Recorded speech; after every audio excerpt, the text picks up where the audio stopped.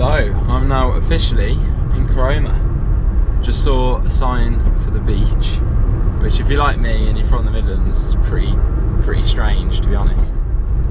In England, seeing signs for the beach. Over a mile at the roundabout, continue straight onto West Street, A148. Holiday town of Cromer.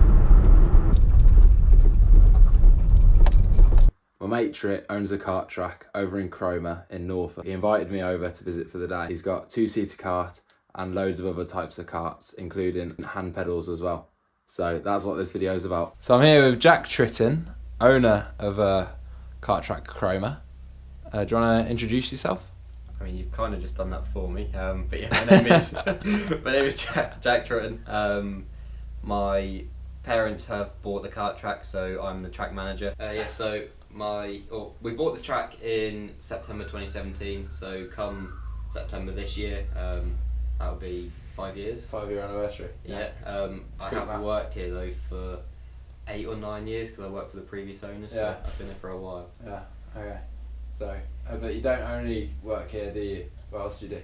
I do race myself. We're now doing supercarts, so a little bit faster than the rental carts that you get here. Sort of pushing the 100+ mile an hour. Yeah, so tell us a little bit about that. What sort of tracks do you race on? So this year we've done Silverstone and we've done the full circuit, which I actually got a lap record in for the 125. Really? So that was quite a good achievement. What sort of lap times are you doing around there? Do you remember? I can't remember off the top of my head. So I think the Formula 3 was like, I might be miles off of this, but I want to say like 150 or 155. I think the top boys in like the Division 1s and the supercars would have probably beat that. Yeah, because I think so too. Being close. I think that would be quicker. I know on like the national, the Division 1s are quicker. So yeah, you'd think around the big one as well. They probably would, because they are starting to hit like 150 mile an hour as well. But that's right. They can carry that speed as well through the corners. Yeah, and like relative, it's such a small like machine, isn't it? Yeah. Relative to the circuit. So anyway, so this is Tritt.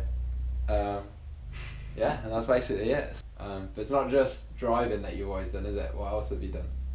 So I do a lot of coaching. Okay, I mean more like you crazy motherfucker side. So I done sidecar racing for a bit as a passenger. I'm gonna put up some pictures of you. And yeah, did enter the. And stuff. we did do 3 rounds of the British Superbike Championship, and I did end up with 3 podiums as well. Yeah. I think I was one of the youngest passengers to ever get a podium. Yeah. So you're about 17 at the time, was it? Yeah, 17, then pushing 18, I think. Okay. This is a quick look at the track. As you lift off, it just brings the front back towards you, but obviously if you just keep your foot flat, you end up under the wall, which we do have a fair bit, and it does just break a lot of the karts, so we ask people not to.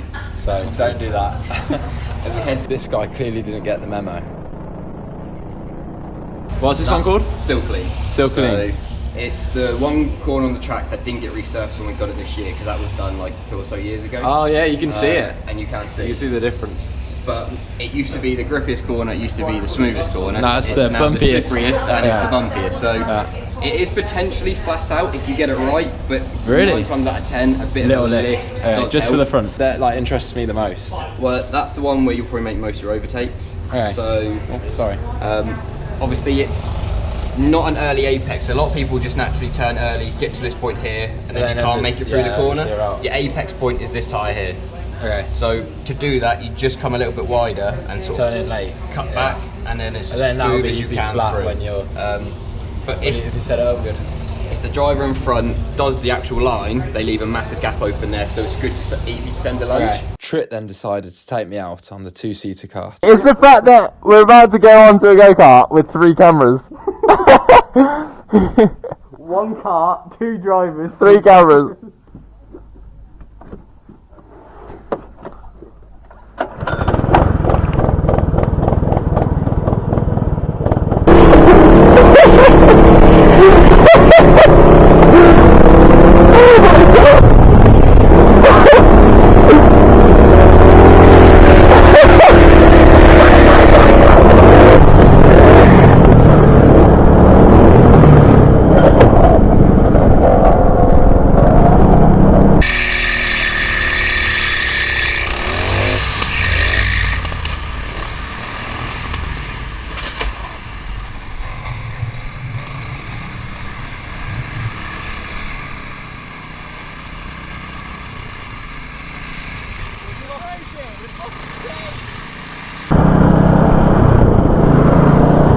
You broke it!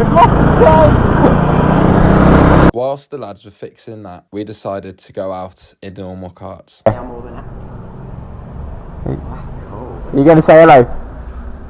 You're not recording, are you? I am, yeah. Oh my god, no! You're famous! Oh my lord, I need you by my side. There must be something in the water, 'cause every day it's getting colder. And if only I could hold you, you'd keep my head from going under.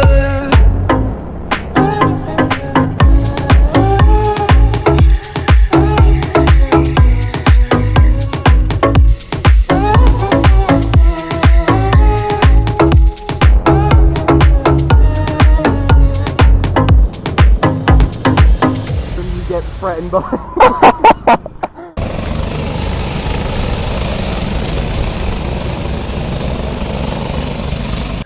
So this is the sidecar that I used to passenger, and as you can see, it's got some battle wounds and scars on it.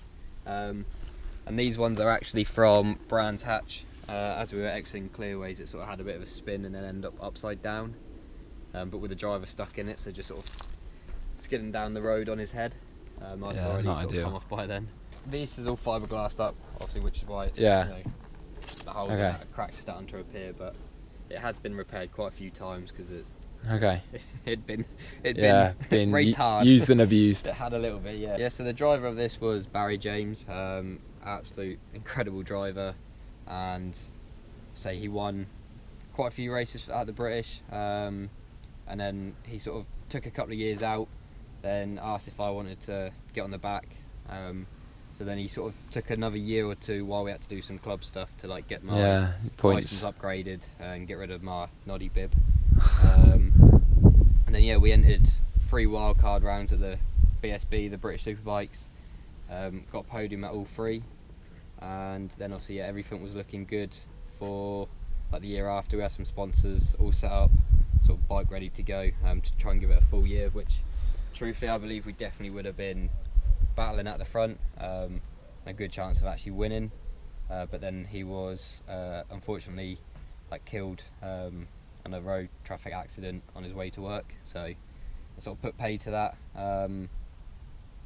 But yeah, like we've had this here ever since, so every morning we come in and we sort of, he's always here, he's always with us. And that's what this tree symbolises, isn't it? Yeah, just obviously we planted that when we put this up, and yeah, it sort of means a lot to us, so you know, for all of us here, part of the family, and part of the business for us. So Yeah.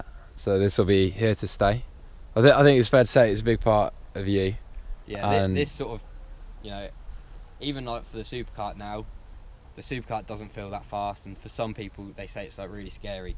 If you've driven or passenger one of these, you know, karting's almost nothing compared to one. Yeah, I of these. think passenger in this would be even for me, like So you're a little holding bit on over. You're holding on with one hand, and yeah. obviously if you let go, you're off. Yeah, Whereas in exactly. the car, you can take your hands off the steering Yeah. wheel and you're still going. In a race car, you're actually like cocooned.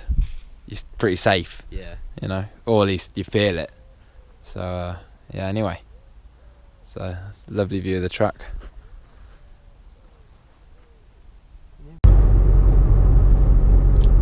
So just left Cromer, just gone 7 PM. Had a really good day. Now the 4-hour drive home begin. That's it, that's the end of the day. Just got home. The time is, what time is it?